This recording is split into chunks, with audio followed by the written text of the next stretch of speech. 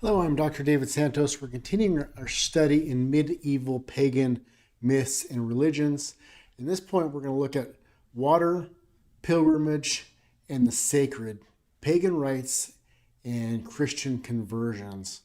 So, a pretty broad study for us in this lecture, but coming near to an end, and we need to look at how the medieval world was converted as we move through time periods, and especially as we get more towards the end of the European medieval period. What we discover is Christianity has more and more influence over paganism, and Christianity conquers those pagan communities with the gospel. And as there's conversions taking place, we see cultures holding on to their old, but they've been conquered in their minds and ideals with the gospel. So we see this blending, but it's not really a syncretism. It's really a conquering and adaptation of those things from the past to correlate with their new Christian understanding and worldview. So today's lecture really explores the complex religious transformation of medieval Europe, not through doctrine alone, but also through ritual. So, what we're going to do is trace how pagan traditions of water rites, pilgrimage, and sacred space persisted, adapted, and were ultimately transformed by Christian conversion movements. And it's a good way to look at it to see how things were transformed through the process of conversion. And these really were conversion movements. They're grassroots individuals receiving the gospel of Jesus and then adapting their culture rather than having the culture continue to influence them. They influence the culture and make the culture conform to their Christian worldview. So along the way through the lecture, we'll examine water spirits, the myths of the wandering Jew, the Christianization of sacred landscapes, and the remarkable continuity of religious behaviors over theological change. In doing so, we'll ask, what happens when a new religion enters an old sacred landscape? How do you replace the gods of rivers, forests, and stones? Let's get started. Persistence of pagan rituals. Let's start here. Medieval Europe was never wholly Christianized overnight. Rather, what we call paganism didn't vanish the instant Constantine or Charlemagne took over. It persisted in local customs, seasonal feasts, and sacred spaces. Carol Steele, in the Introduction to Paganism in the Middle Ages, frames it this way. Paganism is not merely a theological error, but a living memory embedded in places, rites, and the rhythms of the world. Christian missionaries and bishops often found themselves reinterpreting rather than abolishing local rites. So an example of this is from Salah's encounters, where sacred shrines in Islamic and Christian traditions both reused earlier pre-monotheistic sites. It's noted the reconfiguration of sacred space involved layers of ritual reuse, not simple destruction. Thus, our first point is rituals outlast religions.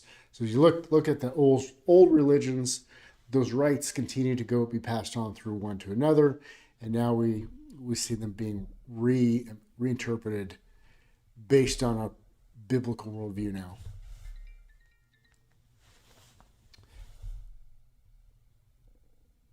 So let's look at water. Across medieval pagan and Christian traditions, water functioned as this liminal element. Sacred, dangerous, purifying, and seductive. In Norse mythology, beings like the mare and draugar haunted lakes and shorelines. The mare was a spirit that included nightmares, and was associated with suffocating dread, often found near bogs and wetlands. The draugar is something that it emerged from waterway graves to torment the living. These myths reflect anxieties about boundaries between life and death, the human and the spirit world. In Celtic traditions, we see kelpies and selkies dominate folklore. The kelpie is a shape-shifting horse-like spirit who lured children and travelers to water deaths. Selkies steal folk who shed their skins and become human, symbolize the tension between the wild and the domestic, the sea and the land. As one author writes, Ritari writes, these beings did not vanish with conversion. Here's a quote: Christianity reoriented water spirits into moral exempla, transforming seduction into temptation, wilderness into warning. In the Christian bestiary, Greco-Roman sirens, once tragic or mysterious, became metaphors for spiritual seduction. They symbolize worldly distraction from divine truth. The book of James reinforces this theme, but each one is tempted when he is drawn away by his own desires and enticed. So the idea of temptation being out there, that's how these creatures or beings approach humans, with this idea of temptation, seduction, various things like that. Water thus serves a dual function: mythic danger in pagan stories and spiritual testing in Christian thought. Yet in both ritual behavior around water, blessings, taboos, offerings, they remain constant. Next, we examine wandering as curse, penance, and transformation.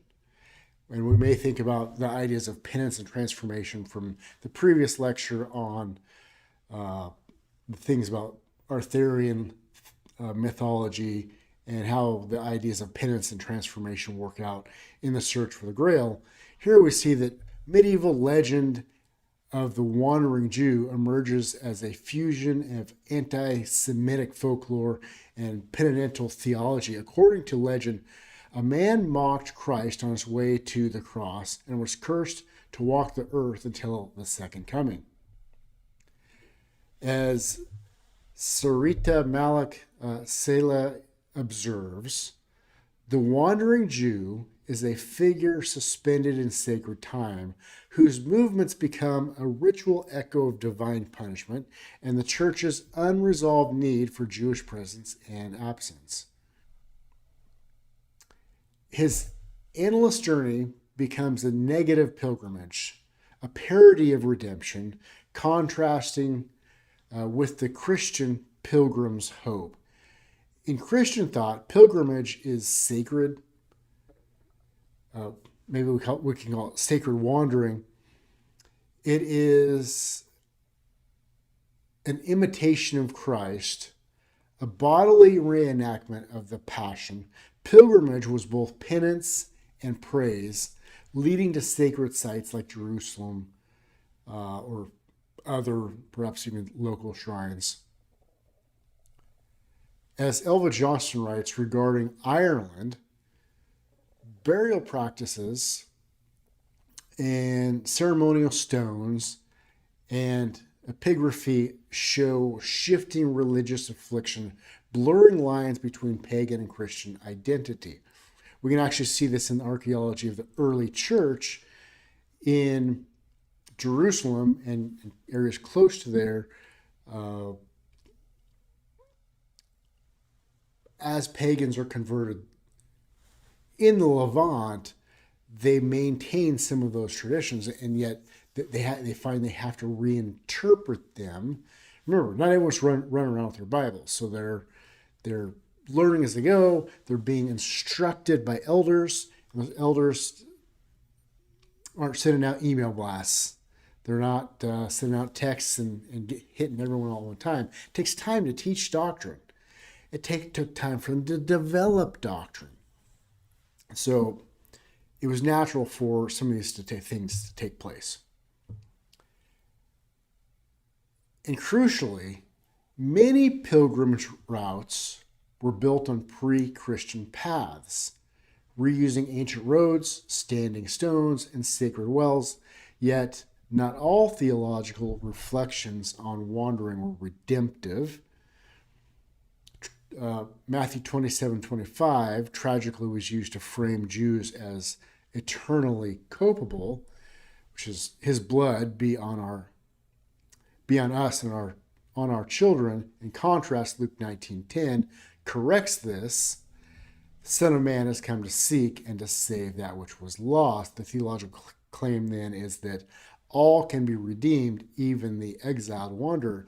Understand that, like I said, they're not all running around with their Bibles. They're not popping out their iPads and looking things up on Logos and have 18 different translations and 45 commentaries in every passage. They're learning as they go. And problem is, from early church through much of the early to medieval church, there's a lot of misunderstanding of biblical text that still troubles us today, things that were believed back then. Not that they're still believed, but it's that unbelievers think we still believe that. And we don't. We've corrected many of the problems, but they were cherry picking. They would look up more heavily used passages like we see here, and then they would apply their misunderstanding of theology to it. So let's look at pagan sites and rituals. One of the most fascinating chapters in the Christianization of Europe is how pagan sacred spaces were repurposed, not destroyed. Let's begin with Otto of Bamberg, the 12th century missionary to Pomerania. According to his biographers, Otto conducted mass baptism in rivers, replacing old sacrificial rites with Christian regeneration.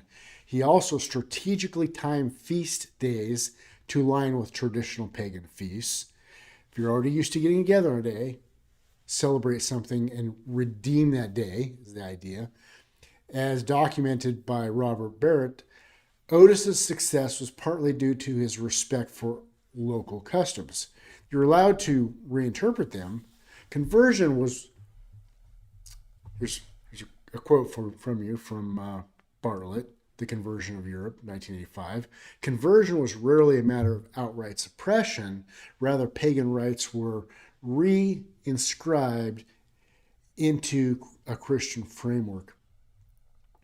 From there, even more influential was Pope Gregory the Great, 7th century letter to Abbot Mellitus. Rather than demolishing pagan temples in England, Gregory urged, "Do not destroy the temples of the idols among the people, but only the idols themselves. Let the temples be cleansed and repurposed for Christian worship." So that had already been taking place long before Gregory became Pope. That was sort of the standard model that you used. Once Constantine comes along, you get the combination of the church and state. Once Christianity becomes the state religion, now you're running off the pagans, pushing them out of their own sacred space and taking that and redeeming it. Sacred wells became Marian shrines. Forest groves became monastic hermitages. The forms reimagined. The meanings were baptized. So let's conclude with a synthesis.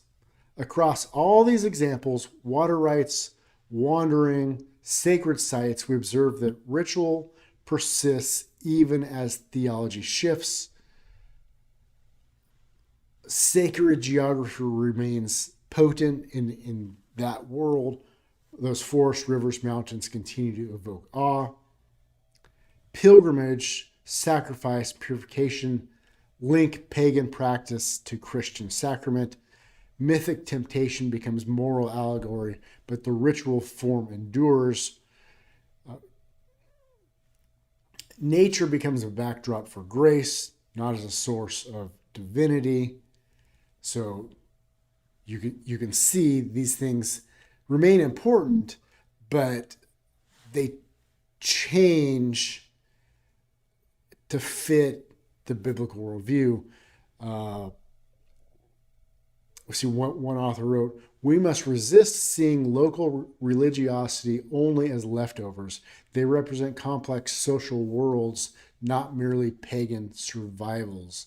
So, and that's true. They're not just surviving. They are being adapted by the Christian world. A couple final points. As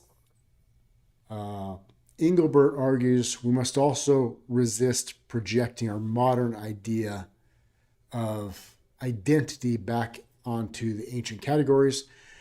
Pagan and Christian were not always exclusive terms. People often navigated multi-layered affiliations. Christians in belief, but still tied to ancestral rites and local deities. There's no single term in Latin or Greek for what we call religious identity. People live through multiple affiliations. And the examples from the early church were that they rejected Roman paganism. They didn't participate in those kinds of practices where they were required to worship something other than the God of the Bible.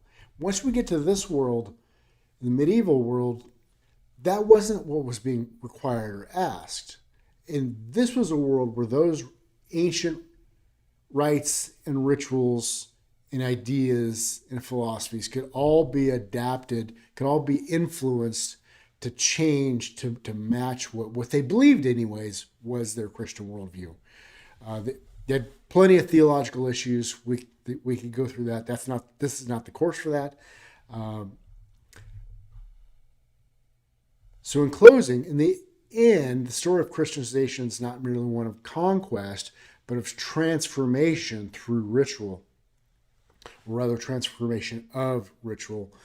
The water was always there. The paths had already been walked. The groves were already sacred. Christianity succeeded not by erasing the past, but by moving into it, inhabiting it, and transforming it into the Christian world that would soon lead to the Reformation.